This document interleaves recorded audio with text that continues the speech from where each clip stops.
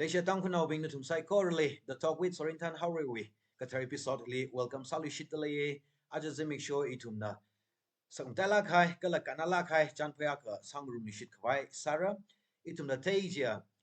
December 1 hi World AIDS Day da muyone itum apam dila muyonai re hiling sun laga aja itum na itum mui mikumo li nging chang la kai na le sa kala le da kle HIV AIDS humoram ni chan pai sangrum fai sare itum tang kun ak chung kala ka zati pak laga itum kring kragli disturbance ka chung kale kai la kale thada thaye ka zati ka jik tha ka zat la kala rai quick pai ka zat kam rai quick pai ka zat kala ka zati maman maron fai ki saran kala itum tang kun au bingai na ka zati ka thada le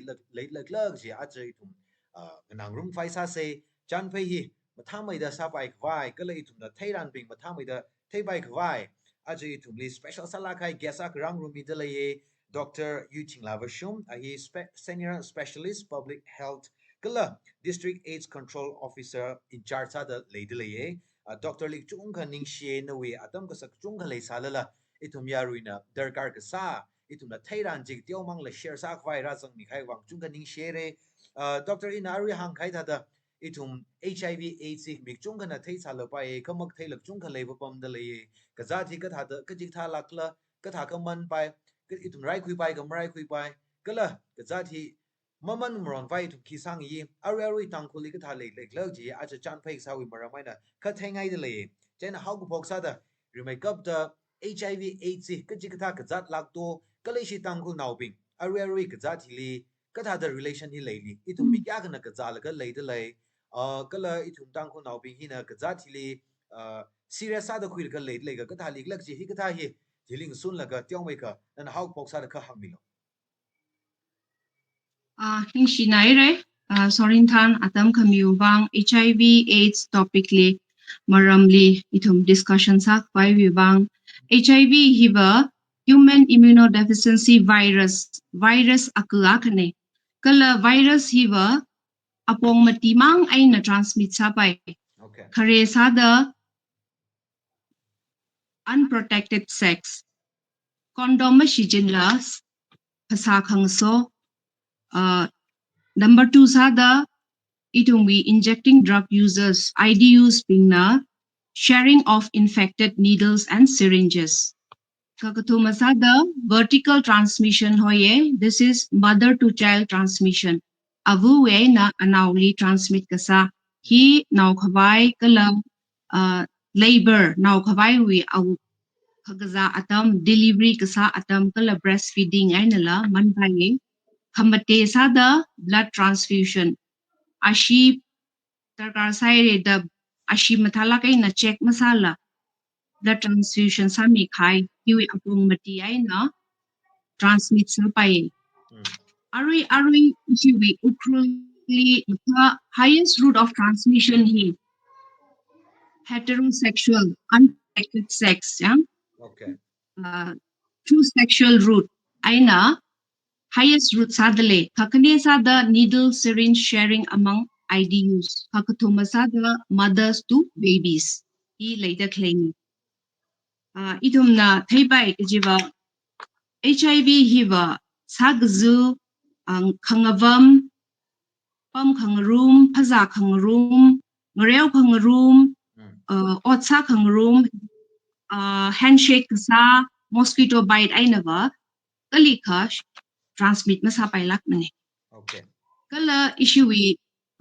ukrul wi context aina yang se ka HIV capital da ukruli thaisa te 2002 we atam hili Manipur because uli of cha doctor HIV Manipur prevalence angle Manipur okay yes HIV infection hi high sa naida it had that thaisa ye ituna history li yang ka khare sa the first detection hi Los Angeles USA li among the kikla HIV infection hi 1981 the detect sai ka India li musangla 1986 li Chennai li ungai kala Manipur li sample collection 1989 li salaga 1990 li first positive case hi shock hai ne Manipur li the okutili yangaka 2023 li estimated number of 39.9 million he PLHIV people living with HIV and AIDS globally he later claim kala 6,30,000 he HIV with related causes aina okay na country kaine Okay. 1.3 million people na HIV globally newly infection hi sampang da claim Ara Manipur hi yang se jia kha India we it contributes only 0.8% of the India's total HIV cases. Okay. Ara India hi population India with population HIV cases hi 0.8 li sala la 0.2% contributes at the claim. I mean to say that. Okay. Okay. Kala Northeast states li yang se je kha Mizoram li HIV prevalence 2021 report li 2.7%, Nagaland li 1.36%, Manipur li 1.05% later claim. Manipur we HIV AIDS aina deaths kathi shock high hit 2022 we data in yang ka cumulative 8,001 kaire. Kala ukrul weaver achura shungda cumulative 416 kaire. Hili Mayer now 263, she now 134, plus now she now Tradejiku 19. Kala alive on ART, Ari ART Chaita Clay now 1,271. Hiwing a jai hili like lost to follow up LFU miss Katahila. The two was on the plane, Tankai Shai Hunai Lakashman Kaiti. Okay. Jaina Ari 1,271 hili himang maningla iram now being he outside the district Jenims Rims Katha outside the state ni lakujung bashait sa taklane. He var issue with isn't correct. Okay. Dr. Arina nurse that figures hang the claiming hiva the district administration record li lay the containment hili record mas officially register masala kazada clay Malay Samarao do social stigma lay Iram ngalayli yes iram ngalayli Ari ART shai lagaba Laida lay but athum ayaray na Ari tan kuy district Oh. hangtay na. Okay.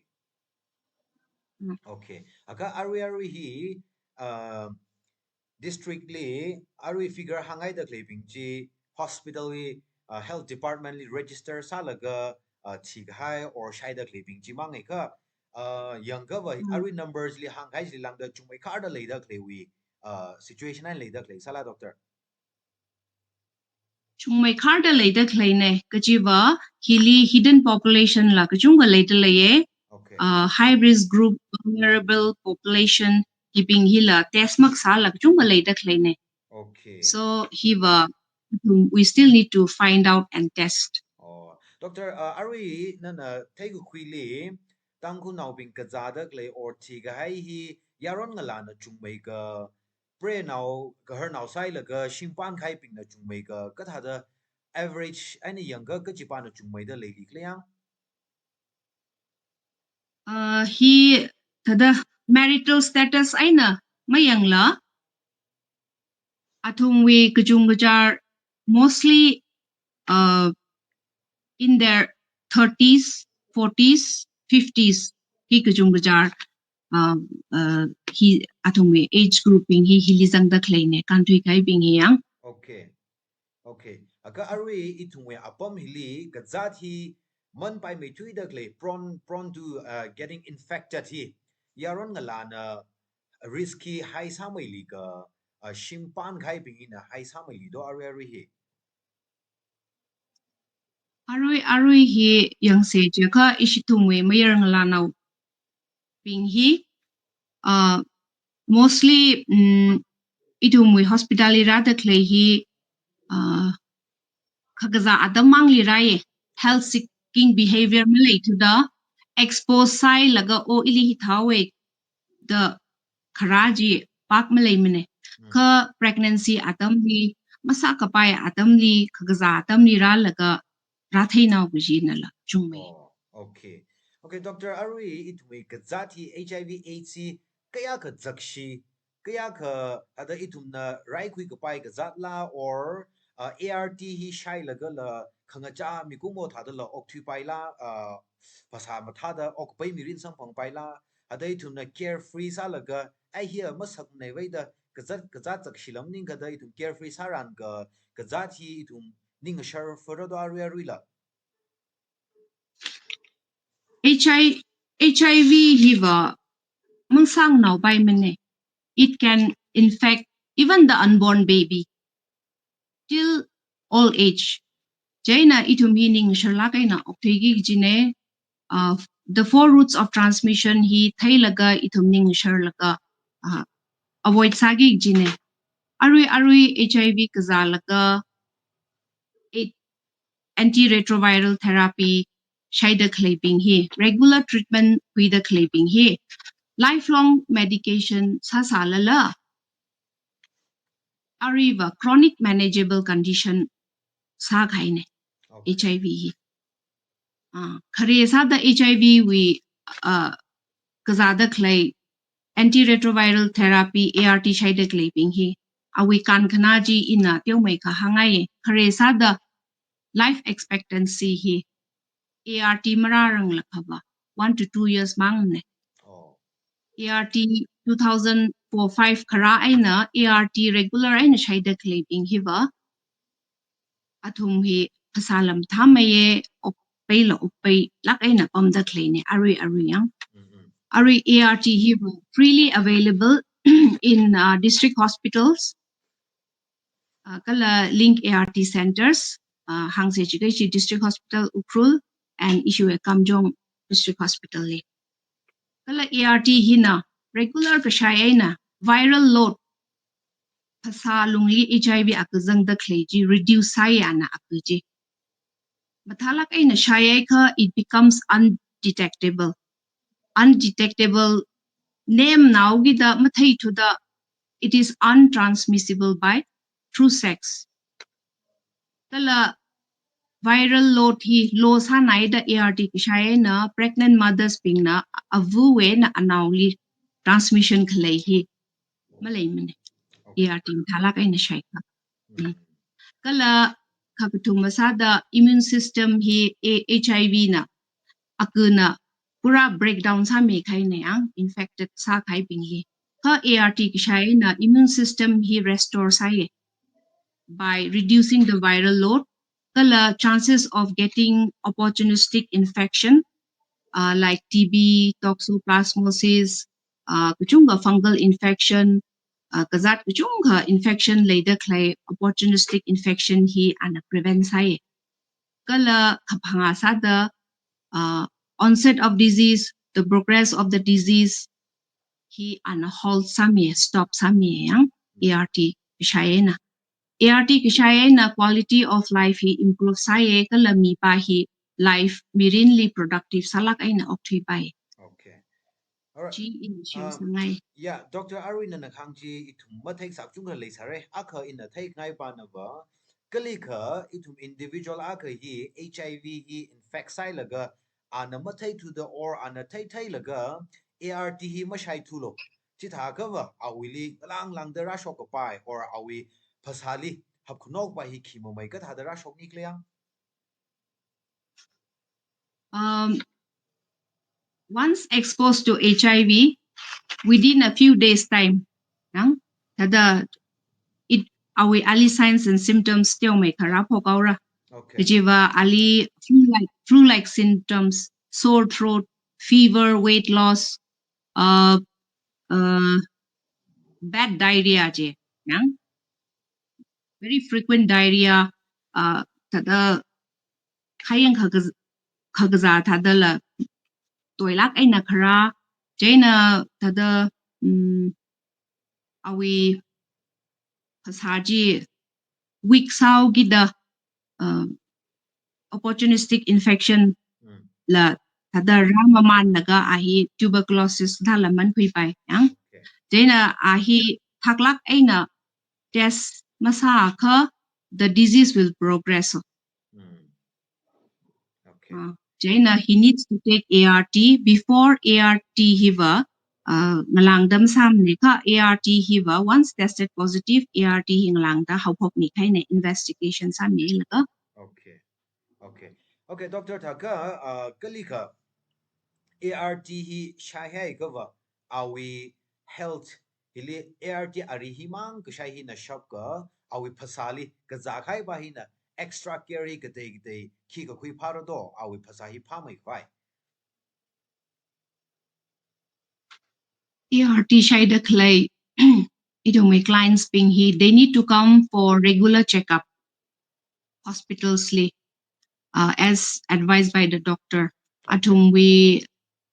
test sakvai CD4 count viral load from time to time. Sakvai lagjung khalaye atum we wait kada la yangra and according to symptoms they'll be treated. Okay. Okay. Ning share thaka ari ari hi shaya ga va itum hi normal sala ga na khanga cha mi kumo tha da ok thui pai da klei moin le le chika awi phasa hi khanga cha itum normal line na te da ok thui ro do doctor ART chi shaya sa la HIV sai ga itum phasa hi nga tai haula chika ART hi na normalize ha mi do. ART shayaka they can lead a normal healthy life. Okay. Jang? Okay. Except that they need to take extra care Oh. of their health, of their diet. Yeah. Okay. Okay. Ning share Dr. Ari ji ka thai hi kana limaram pa ba ari ka hang thada mi ka chung ka test sangai lama sa khleng as mina khip ning ni klyang ga ji lai hau kala ari hi thada shai pur mo ji lama thai la lai awe ara khamata ya khana wa thang na khang li thung wi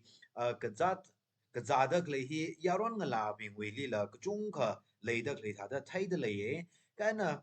ka za thi ma ka za khwai yaron nga la ro no I thung wi pre ka har no naung ra ping li maman kwai or ka gaza nau ping ashi quick sai na mag za kwai ji li itum as individuals matai la ga na ka za khai ping hina khi sa ka pharo do kala mag za la le dak le itum ping hin la preventive measures ping hi individual ak sa da ka tha da khi mo mai khui pai do ji ji ka share sang sa ngai.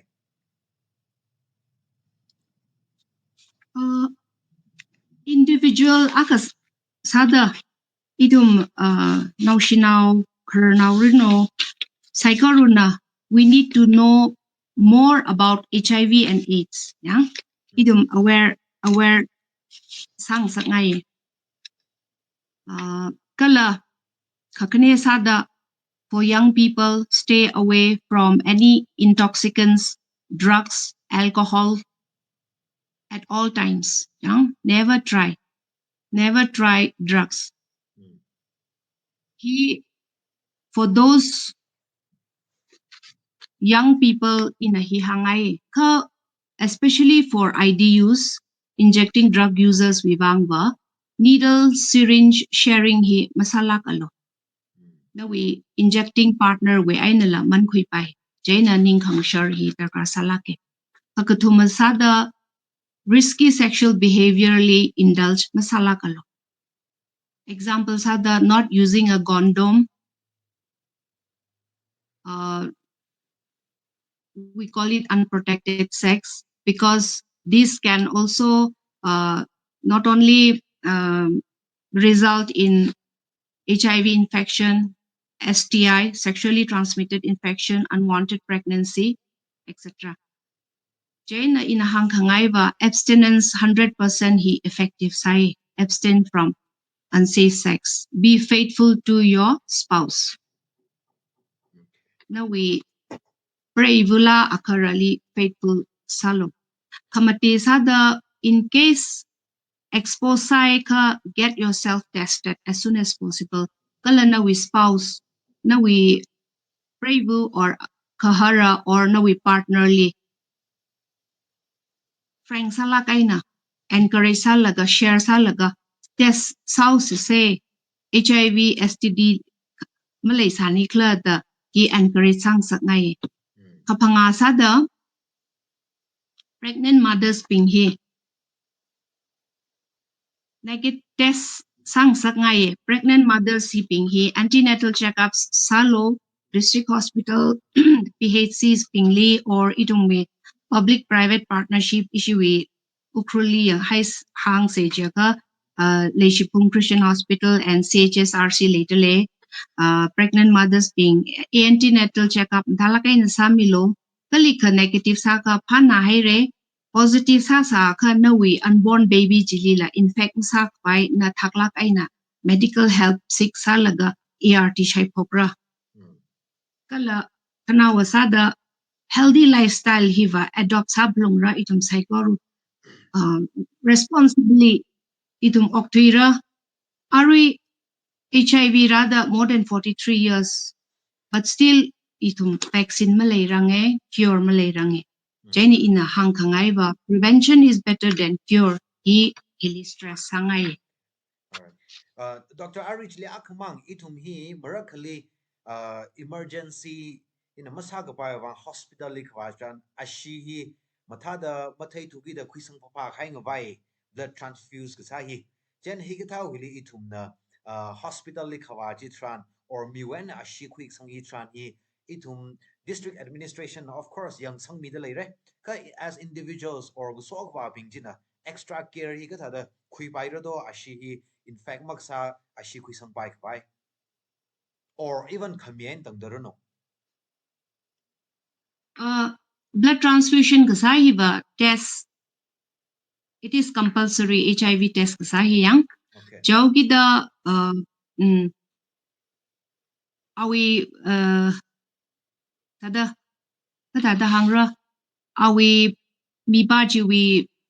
donor pa we risky behavior le saka it is more risky to have his blood donated to you jang jaina tada blood donation ka kui hilila tada nana thalak aina ka thaya mi we na ka kui na ka phamaye and strangers aina makuila okay okay ning share doctor ya itum na take yi bing mangari share sami kai ji ari ji li khamrai ka itum tangkul now as a society tangkul now miura ka sada or even church narono itum khu narono tang bing na la kachikata activity sak pai lai saro to itum example sada COVID-19 pandemic karajitran itum church tang khu itum na the extra care hui laga activities ka chung ka khui kai yang sang ming rock laga ka itum ari HIV AIDS lila itum hi ari na hang kai da vaccine ma lai rang e cure ma lai rang e ari na ma lai rang e kala ari mandak le hila to la kan le dak le thara thai le number si suitai re gi ji ja ka ma sham ne kala itum yarom na law lila chung ka matai sang dak le thai laga itum hi thaka hi itum hi society wi ka zat ne da ka khui aksa da khui laga itum na khi sa da ka zat wi number hi suita pai ra kala khaman hi suitang sak pai ra dog ji ji la no wi shwain ka thai ngai le okay ari itum we government we program we atishur the ongoing program under NACP jika National AIDS Control Program phase 5 is at the kleine itum hi government we shongai na ba IEC information education communication hi cost effective sao gida hi yangai na emphasize taye ka itum government mangli depend masarar mane itum we whole society hin a responsibility ownership hi kui takar salake idum we government ba awareness sila midalaye voluntary counseling testing centers bajung ga show mi ai re referral treatment linkages la sa midalay kala harm reduction services among the IDUs high risk group sex workers hipping kala breach population dalalay migrant laborers hi itum na ignore masamara long distance truckers pinglila and clients and partners of sex workers hiping hilila harm reduction services testing treatment counseling himida clinic along with our partner NGOs, targeted intervention, and non-TI, non-targeted intervention partner NGOs ukruli kamjongli care pastoring worker laye tum otsang room de laye ka hina mashap mane jaina ina kiwi platform kuilaga ina hangai ke jeba itum we public hili educate sa khawai hi tarkar salake ongoing process sada starting from school children till the adults. HIV AIDS kala awi various implications mang maning la ka itum we stigma and discrimination hila reduce sak by hi tarkar salake itum we khani thought bingi hang se jika school colleges even Sunday schools churches camps sports meet katha local non-local people being lila involved salaga awareness hi kami tarkan saye idung mi kami thought pingli thum invest sang sak ngai focus chung me the mi se uh idung we youths being greater risk of vulnerability layaw gida achung we substance abuse runo uh, risky behavior bingli vulnerable saugi da itum atumli than khami gui khami hi tar salake ari stigma and discrimination we issues silly itum na thaye gijiba ignorance makathai atam tharan misconception khale atam tharan idum we PLHIV people living with HIV and AIDS bingli yang ka kateo ko chung ma shock ill treatment ko chung ko shock athum PLHIV ping hiwa they suffer in many ways health wise jaka pasamam tham ne depression they live in shame and depression kala most of them they are economically back unstable yang atum family lila support masarar mane atum he neglected and shunned by the society even ill treated by the families by the in-laws jena atum he marginalized group of people masawe ara Manipur government hina HIV AIDS Prevention and Control Act 2017 hi pasami khaine hi HIV kazada clay pingli protect sakhwai kala discrimination educationally workplacely healthcarely masok bai kala athumni services provide sakhwai lei khaine akhi jena hiwibang ombudsman akhala appoint sai re athumni matters li yang sangbai jena arui stigma and discrimination here akashida eradicated sai ka people who are more at risk, who are exposed to HIV infection, they'll come out openly for testing and treatment. Chithaiga timely intervention, treatment will help more HIV, PLHIV to live healthy and long life. Jang jena atumnala positive impact itum society li la rabai. Indirectly, HIV transmission hila reduce sabai. World AIDS Day hi tingkum every year, 1st December li observe saye since 1988. He itum we HIV we awareness raise sak vai kala HIV we maram sada mangla shiman khai kala those affected by HIV you bang observe saye achu we this year's theme li take the right spot kajine my health my right kajine right protecting rights kachihiba without any discrimination whether HIV positive or negative irrespective of their background caste creed color thada ensure healthcare yang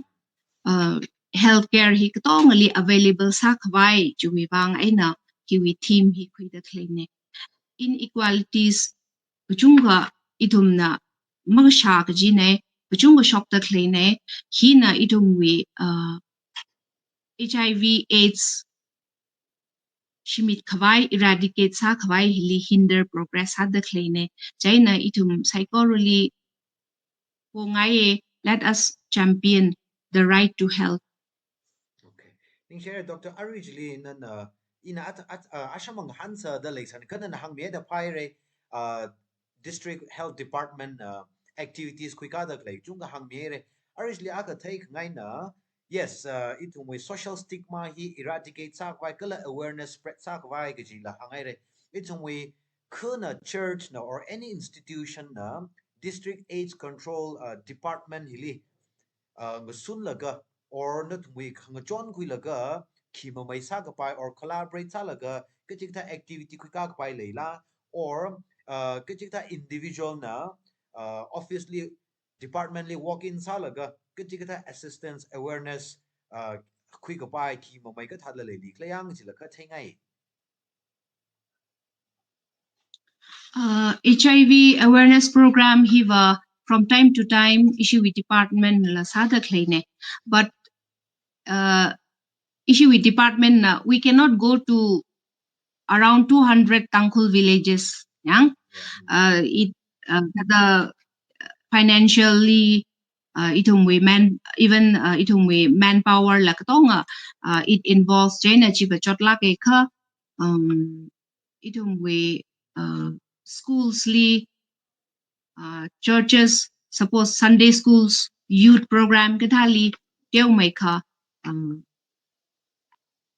include sang sak ngai HIV awareness he include sang sak ngai ye HIV awareness himang maning la also drug abuse hiwi matang hila include sang sak ngai ke ju wang kle ji kha HIV hila itung we drug users we lila chungka sampang da kleine and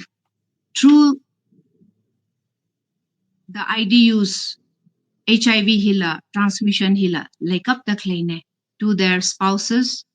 to their partners jaina hiva the never ending sada kleine jaina idong we shokra da klei kan we thought bingli thala kaina focus sang sangai okay all right ning share Dr. Ari ini chan pai sai le itum na thairang chungkha na share sa me re I wa kai na in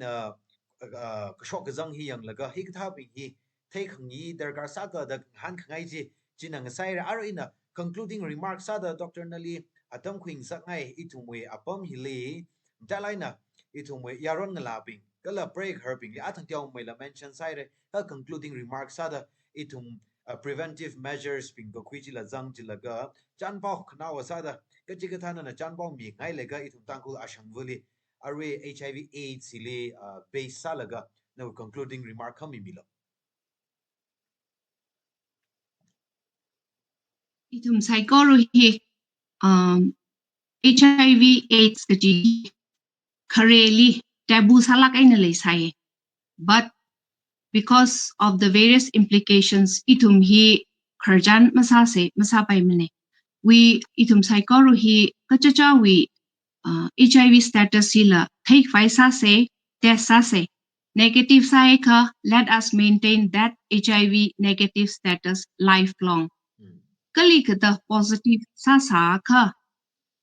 Catherine Malayla itung we district hospital health facilities lila ralaga facility laida clay free salakay na mida clay antiretroviral therapy hi mathalakay na laga regular salakay na check-up salaga shy laga nawi viral load hi reduce salaga nawi pasa mathalakay na kang siriyay na okpaylakay na okting sa ngay hili ngachi khwai khaya khwai akalam lay mane itum psycho ruhi mahang shoka ka share masa ka itum khalata suffer sarai jaina itum we district hospital itum we PPP private public partnership itum we private hospitals itum we primary health centers li doctor nurses health workers li atum li ngasan milo atum ni kharjansa milo HIV test kala result treatment psychology here confidentiality maintain salake so you need not fear that your status will be known to others jaina Catherine Malayla the tesa khwai shock milo kala itum treatment atam chala kai na khui se sam thala kai na opela kai na ukti se ta hangai Okay. Ning share doctor nan aja special episode lira laga itum tangkul nawi ka shok ka zang kala hi thaka phara ga jik chung ka share sa mere doctor a kan da ka profession mang jili focus pa sa lai tum tangkul a shang vu wang da phaning mi laga concern lai la kai na lai dak lai thai laga chung ka ning shie na wi on root ma hai mai no ring phang mai no ga ji hi hang laga ning share ji hi hang li shit le doctor le kala aja episode ya mi khayan tu tong li lak chung ka ning share ko aja doctor yu ting la wa shom in na HIV AIDS tang khu li contextualize salaga discuss hang rumai re itum na thai ja ari chan phai sang rum khai chu ya chi sure da itum hi test ka sai li mang chi plong mar li test sa ka wa itum hi ok pai mai da ok thui pai le de le kala ka za chi pagai sala la itum ART shai laga normal sala gain ok pai mirin ok thui pai le ji la chan kwe re itum tam kwe re kala kamataya khana ba itum preventive measures itum maman khwai kala maman sa khwai da apong mati ji la hang ji thei me re itum bi avoid sa khwai sa se itum kala matala gaina ka ji ka ning khomong le ka ba doctor long le de le kala district AIDS control department li le da le li wa laga itum na kharjan la sa se ji tha ka ba itum apam hi li ari hang gai da itum tang kuna chung ga za da le minimize sa khwai sa se reduce sa khwai sa se itum society church na school na itum ka ji ja wi sa kharan long now jang jang laga itum social stigma ai ava ka zai ga ji thai ji da ka sa ba ji maning la ka za sa la normalize sak wi laga itum normal ka sa mi rin ji ok thui ka wai li ka tomi se kala social stigma hi eradicate sai da itum apam HIV AIDS le da le la eradicate sa chao ka wai la hot nang group se gi la knau sa da hang ngai ne tu butong gali ning share next episode le sampang share li shit se mong pha mai se